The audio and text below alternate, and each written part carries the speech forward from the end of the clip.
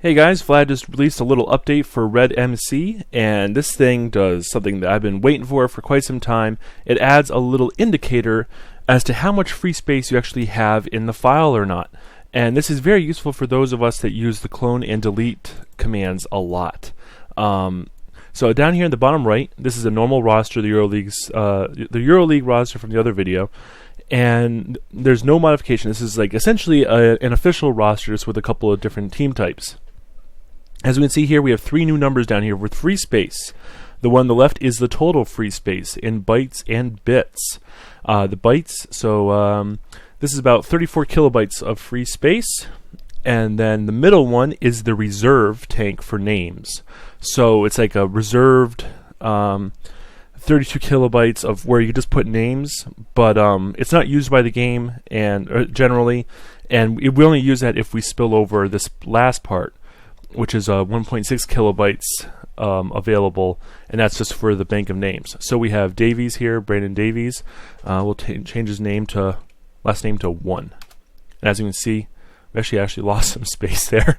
Okay. And let's see for life. And as you can see, we went down even more. So each new character raises it by, I believe it's 2 bytes because of how it's Unicodely put in. Now, what's nice about this is not only does it show up down here, it shows up with the clone command. So let's say I want to clone, these 10 players. Right-click, clone, and as you can see here, we have a size that shows up saying, "Hey, you're going to get rid of you're going to lose 5,000 bytes by doing this." So watch the number down here. I click clone, and we lost 5,000 bytes, just like that. So yeah, this is really useful for figuring out how much room you need for things. So if we clone all of these, as you can see, we're going to need 74 kilobytes, almost 75 kilobytes for this. And now we're in negative. That's not good.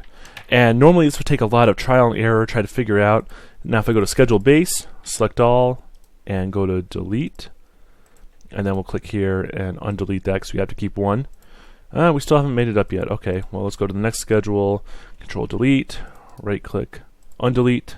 Still not there yet. We need something bigger. How about we get rid of the Hall of Fame? Forget that. Control delete. And as we can see, we're now in the free space. So I need to undelete that.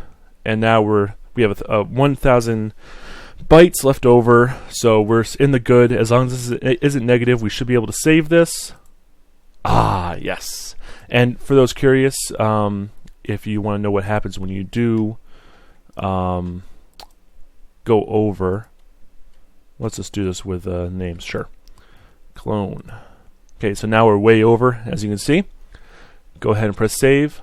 We'd get this error before, and now we don't have to deal with that anymore. So just as long as you keep this away from the negatives, should be all set.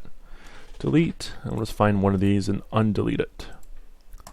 And now we're all set again. So very, very useful tool. Very great update by Vlad, especially for those of us that use clone and delete a lot.